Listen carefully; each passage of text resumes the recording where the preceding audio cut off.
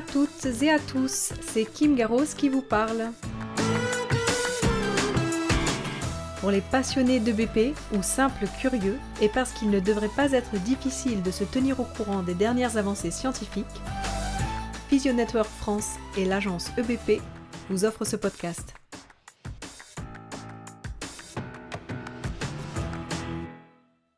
Dans la parution du mois d'octobre, nous avons choisi l'analyse du Dr Angela Cadogan.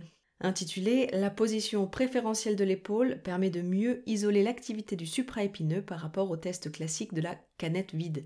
Et c'est une étude électromyographique. Dans cette analyse, nous retrouvons 3 points clés. Le premier, c'est que les positions de l'épaule avec des degrés inférieurs d'abduction et de flexion horizontale sont plus spécifiques de la fonction du supraépineux que la fonction du deltoïde.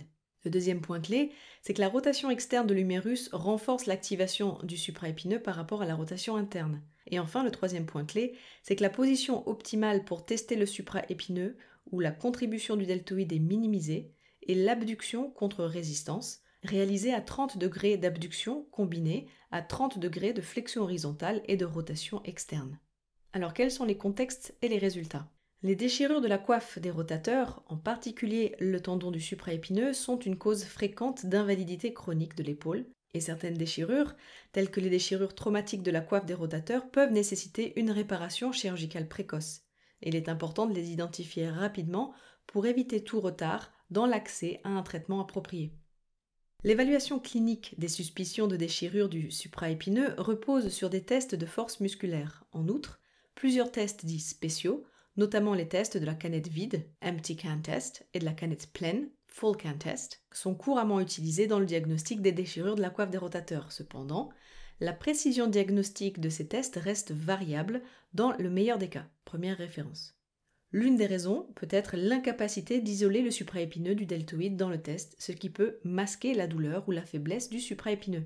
Cette étude visait à déterminer la position de l'épaule qui permet le mieux d'isoler l'activité du supraépineux de celle du deltoïde et d'évaluer l'activité électromyographique des muscles de l'épaule lors d'une abduction contre résistance dans différentes positions. Quelles sont les méthodologies utilisées ? Une étude EMG contrôlée en laboratoire a été menée sur le bras dominant de 21 participants de sexe masculin en bonne santé, de 18 à 40 ans, avec un âge moyen de 29 ans. Ensuite, les signaux EMG de surface, utilisés avec le Wireless Mayen 320 Surface Electromyography System, Schwarzenberg, Suisse, ont été enregistrés à partir de 7 muscles périscapulaires, le deltoïde moyen, le deltoïde antérieur, le supraépineux, le trapèze supérieur, le deltoïde postérieur, l'infraépineux et le grand pectoral. Et ce, pendant l'abduction contre résistance, dans 24 positions différentes de l'épaule. Diverses combinaisons d'abduction, de flexion horizontale, de rotation interne, externe. Ensuite, les participants ont effectué 3 essais de force de contraction volontaire maximale isométrique de 5 secondes avec un minimum de 30 secondes entre les essais. L'activité EMG normalisée du deltoïde moyen représentait l'abduction du deltoïde et l'activité du supraépineux a été quantifiée à l'aide du rapport supraépineux et deltoïde moyen, qui a été calculé à l'aide du pourcentage de l'EMG pondéré normalisé du ratio supraépineux sur le pourcentage de l'EMG normalisé du deltoïde moyen pour chaque position de l'épaule. Pour cela, sur la parution papier, vous pourrez vous rapporter au tableau 1 qui liste les rapports entre le supraépineux et le deltoïde moyen pour les 24 positions de l'épaule.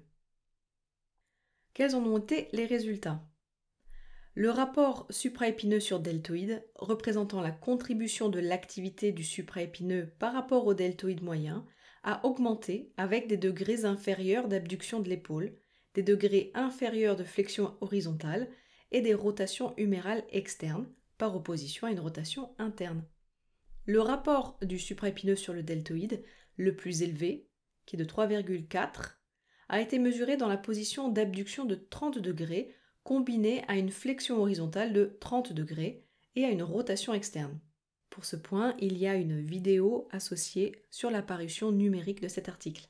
En comparaison, le rapport supraépineux sur deltoïde en position de la canette vide était de 0,8. Ces résultats suggèrent que des degrés inférieurs d'abduction, de flexion horizontale et de rotation externe, par opposition à une rotation interne, permettent de mieux isoler l'activité du supraépineux que celle du deltoïde. Alors quelles sont les limites de cette étude ? D'abord, il s'agissait d'un échantillon de petite taille qui ne comprenait que des participants de sexe masculin en bonne santé. Les résultats peuvent ne pas être directement transposables à d'autres populations souffrant de douleurs ou de pathologies d'épaule. L'EMG de surface, connu pour être moins précis dans la quantification de l'EMG musculaire spécifique que les électrodes aiguilles d'EMG, a été utilisé. Les auteurs soulignent toutefois que leurs résultats sont similaires à ceux d'autres études dans lesquelles l'EMG à aiguille a été utilisé. Le subscapulaire n'a pas été inclus dans les mesures EMG, ce qui peut avoir une influence sur la production du couple de force lors des tests d'épaule contre résistance. Alors quelles sont les implications cliniques ? Les résultats de cette étude donnent des indications intéressantes sur l'évaluation de la fonction du supraépineux et le diagnostic des pathologies douloureuses de la coiffe des rotateurs. Les tests additionnels de la canette pleine et de la canette vide ont montré une précision diagnostique limitée avec des taux élevés de faux négatifs et de faux positifs. Première référence. La coactivation du deltoïde peut être l'une des raisons de la précision limitée de ces tests. En identifiant la position optimale de l'épaule pour isoler l'activité du supraépineux, les cliniciens et cliniciennes peuvent améliorer la précision des tests musculaires lors de l'évaluation de la provocation de la douleur et ou de l'évaluation de la force du supraépineux. Dans cette étude, la position optimale pour le rapport supraépineux sur deltoïde le plus élevé était la position d'abduction de 30 degrés combinée à une flexion horizontale de 30 degrés dans le plan de la scapula et une rotation externe par opposition à une rotation interne. Le test musculaire manuel pour le supraépineux a traditionnellement été effectué dans de faibles amplitudes d'abduction. Il semble que l'ajout d'une flexion horizontale et d'une rotation externe au cours du test puisse augmenter davantage l'activation du supraépineux que celle du deltoïde. La précision des tests de la canette pleine et vide pour les pathologies du supraépineux est très variable et les positions du test varient considérablement d'une étude à l'autre, certaines étant effectuées à 90 degrés d'abduction et d'autres à des degrés d'abductions inférieurs. Ces résultats suggèrent que l'exécution du test de la canette vide ou pleine avec l'épaule en abduction à des angles inférieurs et avec des degrés inférieurs de flexion horizontale peut améliorer la spécificité de l'action du supraépineux. Le supraépineux est connu pour fournir un couple de rotation externe qui, comparé à la rotation interne, semble augmenter le rapport de supraépineux sur deltoïde. Deuxième référence. La question de savoir si le test dans cette position de faible amplitude améliorerait les paramètres de spécificité regroupés pour le test de la canette pleine, qui est effectué en rotation externe pour les déchirures et pathologies du supraépineux, doit être étudiée plus en amont.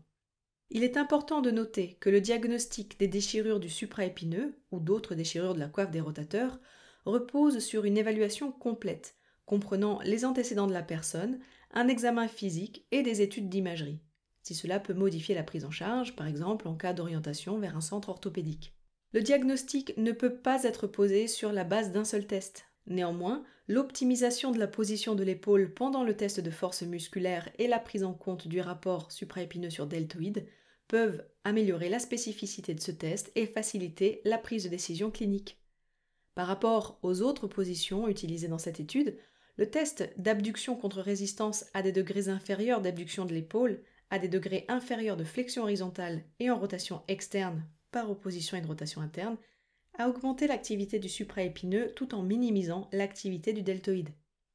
Ces résultats offrent des indications précieuses aux cliniciens et cliniciennes pour les tests musculaires et aux chercheurs et chercheuses qui mènent des études de précision diagnostique visant à affiner les procédures de test pour la pathologie de la coiffe des rotateurs.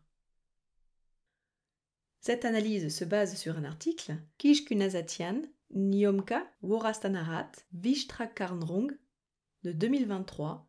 The preferable shoulder position can isolate supraspinatus activity superior to the classic empty can test, an electromyographic study, dans le BMC Musculoskeletal Disorders. Et ensuite, il y a deux références citées. La première par Hedges, Good, Cook, Mischner, Meyer et collaborateurs. Which physical examination tests provide clinicians with the most value when examining the shoulder? Update of a systematic review with meta-analysis of individual tests dans le British Journal of Sport Medicine de 2012. Et la deuxième référence, Hiyashi, Matsushita, Yagi, Handa, Rotational Action of the Supraspinatus Muscle on the Shoulder Joint dans le Journal of Electromyography Kinesiology de 1998. Et voilà, j'espère que cet article vous a plu, j'espère que vous en percevez les implications cliniques intéressantes que vous pourrez mettre en pratique. Quant à moi, je vous dis au mois prochain.